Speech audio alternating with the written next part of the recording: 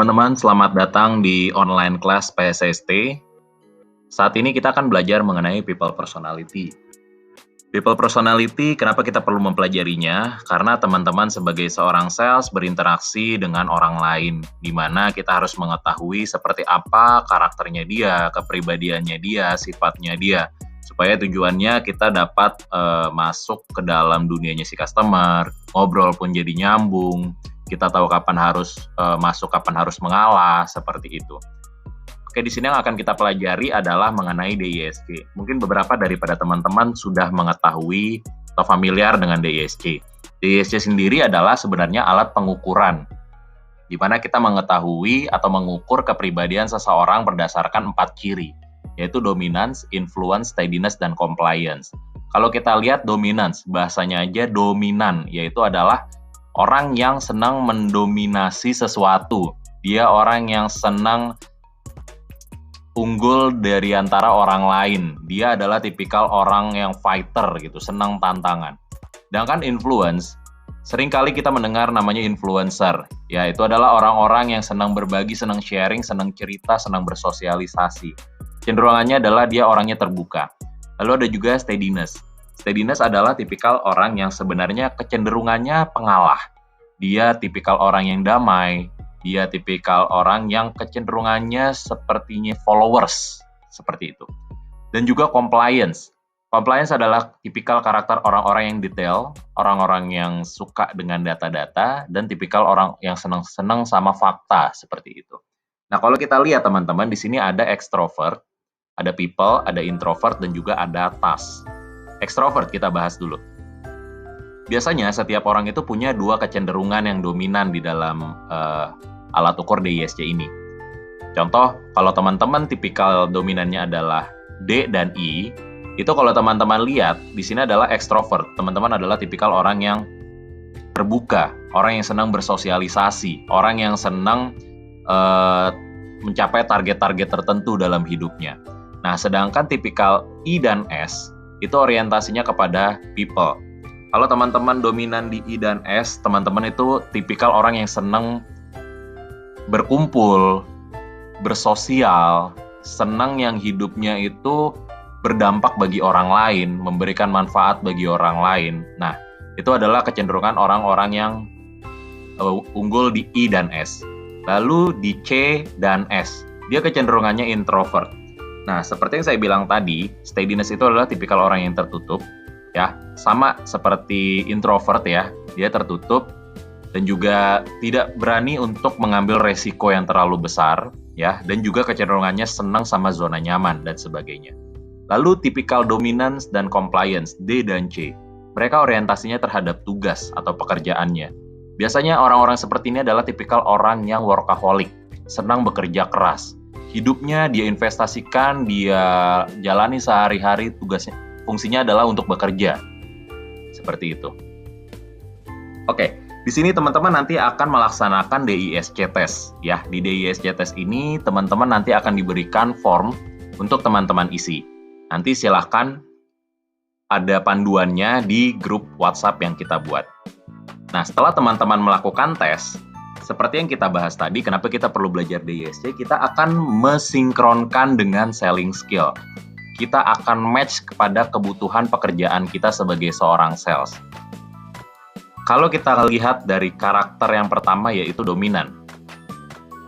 Ciri-ciri umumnya dominan adalah, kalau seandainya nih, misalnya teman-teman melihat dari gaya jalannya, tipikal orang yang D gitu ya, dia cenderungannya kalau jalan tuh mantap gitu ya, gagah, tipikalnya cool. Lalu kalau diskusi atau bertanya, dia biasanya tipikal yang to the point, dia nggak senang basa-basi. Kalau misalnya saat bersalaman, dia kecenderungannya orangnya tuh tegas, kencang gitu ya, kuat, genggaman daripada salamannya. Nah, kalau ditanya apa kabar, biasanya oh baik, dia tipikal orangnya tuh kecenderungannya flat ya teman-teman, datar gitu. Kalau gaya berpakaiannya, dia kecenderungan senangnya itu warna gelap atau bahasanya parlente atau glamor lah seperti itu. Nah, kalau misalnya orang tipikal D ini mendapatkan kartu nama atau misalnya dia di dalam sebuah undangan pernikahan, misalnya undangan seminar atau apa, biasanya namanya dia tuh punya gelar yang panjang gitu di belakang. karena dia orang yang senang diakui seperti itu. Kalau seandainya kita bertemu dengan orang yang tipikalnya dominan, pendekatan apa sih yang bisa kita gunakan? Ternyata teman-teman, orang yang tipikalnya dominan, dia itu senang ngomongin soal tujuan, goals. Ya, dia orangnya futuristik. Terus yang kedua, dia orangnya senangnya ngomongin soal dirinya sendiri. Contohnya adalah, pasti sering teman-teman bertemu dengan orang atau customer gitu ya, yang senang banget ceritain tentang dirinya sendiri. Kayak, wah dulu saya sebelum jadi manajer sekarang, dulu tuh saya startnya dari orang kecil mas. Wah dia panjang lebar, dia runutin satu-satu gitu ya. Nah, terus juga dia seneng ngomongin target atau hasil. Karena tipikal orang yang dominan, dia nggak terlalu suka sosial teman-teman. Dia nggak suka melakukan sesuatu kalau nggak ada hasilnya. Ya. Terus juga yang terakhir adalah perubahan. Orang yang dominan kecenderungannya mereka senang dengan perubahan-perubahan yang ada. Jadi kita harus bisa adaptif kalau misalnya punya customer atau punya orang ketemu dengan orang lain yang tipikalnya dominan. Gimana caranya kita menghandle orang yang dominan? Yang pertama poinnya adalah kita harus menjadi pendengar yang baik. Karena orang yang dominan dia kecenderungannya paling suka untuk berbicara gitu ya. Dia senang menjelaskan tentang apapun. Lalu juga kita harus bisa memuji dirinya. Tipikal orang yang dominan, dia adalah orang yang senang dipuji-puji teman-teman. Kalau teman-teman mendapatkan customer seperti ini, treatlah mereka dengan baik gitu ya. Dan juga beri dia tantangan. Nah, orang yang tipikalnya dominan, dia senang dikasih tantangan. Karena dia orangnya tuh fighter banget, warrior banget gitu. Kalau kita lagi diskusi atau lagi qualifying, usahakan kasih jawaban-jawaban yang to the point. Jangan terlalu basa-basi. Dan yang terakhir, ketika kita presentasi dan nego, usahakan kita berbicara yang jelas, tegas, spesifik, dan langsung ke pokok persoalan. Nah, dari sini, mungkin pada bertanya, Pak, terus saya tahu dari mana orang tersebut adalah dominan, sedangkan saya sendiri belum pernah melakukan tes terhadap orang tersebut. Nah, ini butuh jam terbang, yang pasti. Nah, dari ciri-ciri ini, teman-teman mungkin bisa mengetahui, oh, orang ini begini ya tipikalnya ya. Oh, orang ini tipikalnya kayaknya D nih. Oh, ini tipikalnya nih I nih, dan sebagainya. Itu membutuhkan jam terbang. Yang pasti semakin banyak kita bertemu dengan orang lain, atau semakin banyak kita bertemu dengan customer, itu akan jauh lebih tinggi jam terbang kita. Lalu yang selanjutnya adalah influencer. Kita ngeliat dulu ciri-ciri umumnya influencer. Influencer, kalau kita ngeliat dari gaya jalannya, dia itu kecenderungan orangnya semangat gitu ya. Tipikal orang yang banyak gerak. Kalau diskusi atau bertanya, dia suka memberikan jawaban yang ceplas-ceplos, tipikalnya rame gitu ya. Terus juga saat bersalaman, dia suka cenderungannya heboh atau berlebihan gitu ya. Kalau ditanya apa kabar, dia jawabannya tuh luar biasa bro gitu ya. Jawabannya tuh jawaban-jawaban yang menggairahkan gitu ya, memberikan semangat positif.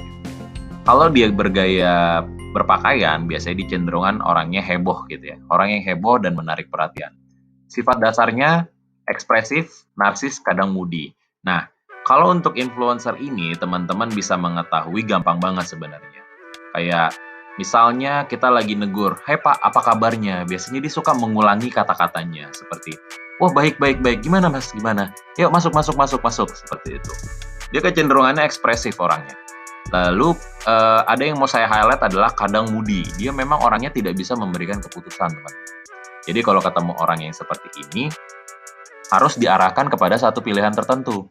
Dia nggak bisa kita bilang, Pak, jadi mau DP kapan? Pak, jadi mau warna apa? Pak, Bapak jadi mau tipe apa? Nah, itu nggak bisa. Jadi teman-teman usahakan memberikan opsi sama dia. Langsung diarahkan seperti itu. Oke, pendekatan soal influencer. Dia adalah seorang yang senang membicarakan mengenai orang. Karena dia adalah tipikal orang yang senang bersosialisasi, dia senang membicarakan seputar kehidupan orang gitu ya. Nah, tapi dalam hal ini dia bukan tipikal yang gibah ya teman-teman, bukan senang gosip dan sebagainya. Dan dia ternyata kecenderungannya senang dengan hal-hal yang positif, hal-hal yang baik. Dan orang yang influencer ini senangnya biasanya dia membicarakan soal masa depan. Dan tipikalnya dia adalah dia tuh senang berkelompok, senang berkomunitas, senang bersosialisasi. Biasanya tipikal influencer ini adalah orang-orang yang dirindukan gitu ya. Kalau misalnya dia nggak ada dalam sebuah kelompok, karena biasanya kelompok itu pasti akan jadi sepi kalau nggak ada si influencer tersebut. Nah, Kalau kita ketemu sama orang yang influencer terkait dengan selling gitu ya, kita harus bisa mempresentasikan fitur-fitur terkini dengan detail gitu ya, dengan tipikal kita harus sama antusiasnya. Terus juga Anda harus sama ekspresifnya yang tadi saya bilang. Kita nggak boleh dengan orang influencer, kitanya tuh jadi orang yang boring tuh jangan. Kita usahakan sama ekspresifnya sama dia. Lalu mereka orang yang senang basa-basi teman-teman. Jadi silakan teman-teman bisa melakukan percakapan ringan sama mereka. Selanjutnya, biarkan ia berbicara dan kita menjadi pendengar yang baik. Kurang lebih sama kayak tipikal orang yang dominan. Orang yang influencer ini adalah karena dia senang ngomong, dia itu senang didengar. Jadi kita harus bisa mendengarkan dia juga. Lalu saat negosiasi, usahakan kita arahkan energinya dan jangan terpusat kepada apa yang dia bicarakan. Nah, kecenderungan orang yang influencer adalah dia tipikal orang yang senang ngomong kemana-mana gitu ya. Karena saking senangnya berbicara, jadi harus diarahkan energinya. Selanjutnya adalah karakter steadiness. Ciri-ciri umumnya, steadiness yang tadi kita jelaskan bahwa steadiness adalah tipikal orang yang damai gitu ya. Cenderungannya pendiam, tertutup ya dan sebagainya. Kalau kita lihat gaya jalannya, dia kecenderungannya halus gitu ya, lambat gitu. Kalau diskusi atau bertanya, dia kecenderungan banyak diem. Dia kecenderungan ngikutin dengan keputusan yang ada di dalam kelompok tersebut dan kecenderungannya pengalah. Dia menghindari konflik. Saat bersalaman, orangnya tuh cenderung lembut gitu ya dan minim tekanan. Kalau ditanya apa kabar, biasanya jawabannya dia tuh agak sedikit bisa dibilang datar atau bisa dibilang sedikit hopeless gitu. Ya biasalah gini-gini aja mas hidup saya. Ya begini aja keuangan, ya begini aja kondisi keluarga. Nah seperti itu.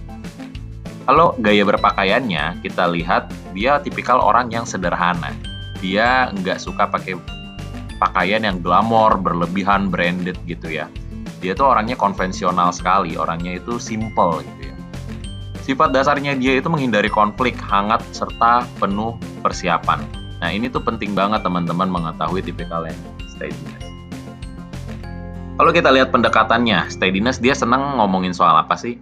Dia senang ngomongin soal harmonisasi atau kesepakatan. Karena balik lagi dia orang yang cenderung tidak suka dengan konflik, dia itu senang diberikan kesepakatan. Deal, sama-sama deal lah seperti itu. Lalu prinsip, dia orang yang berprinsip teguh loh teman-teman. Jadi kadang kita harus hati-hati dengan orang tipikal steadiness. Dia paling tidak suka prinsipnya diganggu oleh orang lain. Atau dia paling tidak suka prinsipnya itu kita tentang atau misalnya kita challenge gitu. Itu sesuatu yang kurang nyaman bagi tipikal yang steadiness. Nah, dia adalah orang yang senang ngomongin soal masa lalu, biasanya. Tipikal steadiness itu senang ngomongin soal historikalnya dia, atau historikal sesuatu dari kejadian lah, seperti itu. Nah, lalu selanjutnya bukti. Orang yang steadiness wajib dikasih bukti-bukti yang otentik. Contoh misalnya kalau dia minta diskon lebih daripada standar kita harus bisa menjelaskan, ngasih bukti misalnya dengan fotokopi SPK yang sebelumnya kalau misalnya ada pernah SPK dengan jenis dan model yang sama, atau juga berikan SK, atau juga bisa jadi tunjukkan misalnya chat daripada salah supervisor teman-teman. Lalu juga dia tipikal orang yang senang ngomongin soal timnya dia. Dia ini tipikalnya adalah bisa dibilang support. Ya, dia senang support orang lain. Jadi dia senang ngomongin timnya dibandingkan dengan dia sendiri. Biasanya orang seperti ini adalah tipikal orang yang dia itu bisa dibilang mengutamakan orang lain dibandingkan dirinya dulu. Gitu. Gimana caranya kita handle steadiness? Yang pertama, teman-teman harus mengawali dengan greetings, qualifying dengan percakapan yang ringan, yang santai. Ya, orang ini sebenarnya cenderung tidak suka basa-basi, tapi arahkan dia kepada percakapan ringan santai yang bermutu gitu teman-teman. Mereka sangat suka omongan-omongan yang bermutu dan kita usahakan jangan mendominasi. Orang yang steadiness, dia tidak suka didominasi oleh orang lain. Itu adalah salah satu yang perlu teman-teman highlight. Kita jangan sampai mendominasi orang lain sebagai seorang sales. Lalu juga banyak bicara tentang perasaan. Orang yang steadiness kecenderungannya adalah dia memang perasa sekali. Jadi banyak orang-orang steadiness ini senang ngomongin soal perasaan, moral gitu ya, etika dan sebagainya. Karena mereka menjunjung hal-hal tersebut. Karena yang sebelumnya kita bahas soal prinsip, mereka adalah orang-orang yang memiliki prinsip yang cukup tinggi. Lalu juga ajak terlibat. Tipikal yang steadiness karena dia followers atau pengalah, kita harus bisa mengarahkan dia. Kita usahakan mereka terlibat. Contoh misalnya aja kayak misal pemilihan kendaraan gitu ya, presentasi, terus juga SPWA, DEC, seperti itu kita harus bisa mengajak mereka terlibat. Dan juga ketika saat nego, usahakan teman-teman berikan mereka waktu untuk berpikir dan memutuskan. Tapi balik lagi, jangan lupa memberikan opsi-opsi, ya. Oke, karakter compliance. Kita lihat dulu ciri-ciri umumnya. Compliance yang tadi saya jelaskan adalah tipikal orang yang detail, penuh data gitu ya, tipikal orang yang senang dengan fakta-fakta dan sebagainya. Kalau misalnya kita lihat dari ciri-ciri umumnya, gaya jalannya itu mereka kecenderungannya suka salting atau salah tingkah. Kalau diskusi atau tanya, mereka itu tipikalnya sistematik, detail, based on data gitu ya. Jadi kita nggak bisa semata-mata hanya memberikan omongan-omongan aja. Kita nggak bisa namanya bluffing kepada orang-orang yang tipikalnya compliance. Karena mereka pasti akan tahu, mereka pasti akan meminta bukti dan sebagainya. Kalau kita nggak bisa ngasih bukti, mereka akan menganggap, ya udah kita berbohong. Padahal meskipun belum tentu kita bisa jadi memang kita nggak megang saat itu. Saat bersalaman, dia kadang kencang, kadang lembut. Dan juga kalau ditanya apa kabar, dia itu suka salah tingkah ya, dan orangnya kecenderungannya datar. Gaya berpakaiannya mereka tergantung mood, tergantung daripada tren yang ada. Lalu sifat dasarnya mereka itu analitis, logis, privasi besar, dan suka sendiri. Nah, saya mau highlight compliance itu di analitis. Mereka adalah kecenderungannya orang-orang atau calon customer itu yang senang misalnya membanding-bandingkan harga. Mereka udah memperhitungkan sebelum datang ke kita sebagai seorang sales. Mereka udah tahu mau beli apa, mereka udah mempelajari fitur-fitur yang ada, perbedaan tipe G dan tipe V misalnya, atau juga perbedaan mengenai 1.3 dan 1.5, terus perbedaan mesin ini dan itu, seperti itu. Mereka kecenderungan sudah sangat detail. Dan logis, mereka adalah tipikal orang yang logis, teman-teman. Dalam arti, tipikal orang yang compliance, teman-teman nggak bisa tuh yang misalnya bilang, Pak, kalau misalnya Bapak beli ini sekarang, Bapak bisa dapat vacuum cleaner loh. Mereka itu nggak masuk vacuum cleaner untuk beli mobil, ibaratnya gitu kan. Karena lebih baik saya beli vacuum cleanernya aja gitu. Nah, ini mereka tipikal orang yang logis, jadi kita harus peka dan tahu gimana caranya, apakah customer tersebut atau orang tersebut tipikal compliance. Selanjutnya adalah privasi besar. Teman-teman usahakan jangan memasuki kehidupan pribadinya dia, karena mereka adalah tipikal yang privasinya itu besar. Mereka orang yang tidak suka ditanyain tentang keluarga, anak gitu ya, penghasilan dan sebagainya. Oke, kita lihat pendekatannya compliance. Orang yang compliance seperti yang tadi kita sudah sampaikan, dia senang ngomongin soal fakta, analisa, detail, aturan, dan prosedur. Biasanya teman-teman sering sekali menemukan tipikal yang compliance ini di orang-orang yang majornya seperti orang finance, accounting, pajak, audit, seperti itu ya. Atau orang legal, karena mereka kecenderungannya adalah tipikal orang yang penuh fakta, analisa, detail, aturan, serta prosedur. Nah, gimana caranya nge-handle orang yang compliance?